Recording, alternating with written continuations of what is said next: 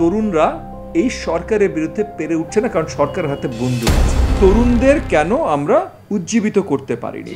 না, তরুণদের উজ্জীবিত করার দায়িত্ব যে কোনো একজন, দুজন, তিনজনের না, এবং তরুণরা অনেক উজ্জীবিত। এই কথাটা কমপ্লিটলি ভুল। ফার্স্ট অ্যান্ড ফরমোস্ট যে তরুণরা উজ্জীবিত না, তরুণরা বাংলাদেশের রাজনীতি সম্বন্ধে জানে এবং তরুণরা অনেক উজ্জীবিত।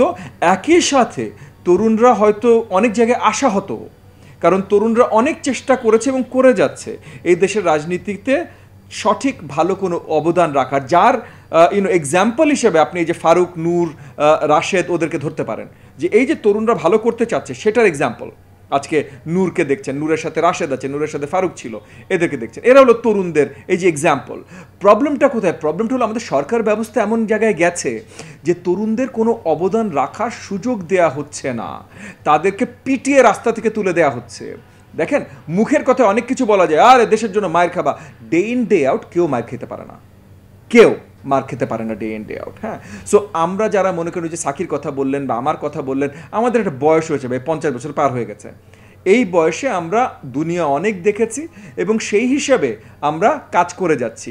তরুণদের এত ধৈর্য নেই, তরুণদের এত ধৈর্য নেই ভাই। তারুণ্যের মেইন পরিচয় তাদের ধৈর্য নেই, তাদের রক্ত গরম। হ্যাঁ, সো ওইখানে যখন তারা বারবার লাঠির সম্মুখীন হয়, এই ধরনের অত্যাচারের শিকার হয়, তখন তারা একটা পয়েন্টে যেয়ে বলে এই দেশে থেকে আর লাভ কি?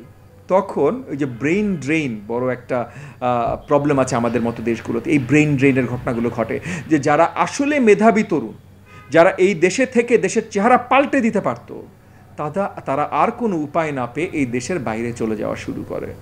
সো এইখানে তরুণরা ভাই উজ্জীবিত, তরুণরা কষ্ট করছে, কিন্তু তরুণরা এই সরকারের বিরুদ্ধে পেরে উঠছে না, কারণ সরকারের হাতে বন্দুক আছে।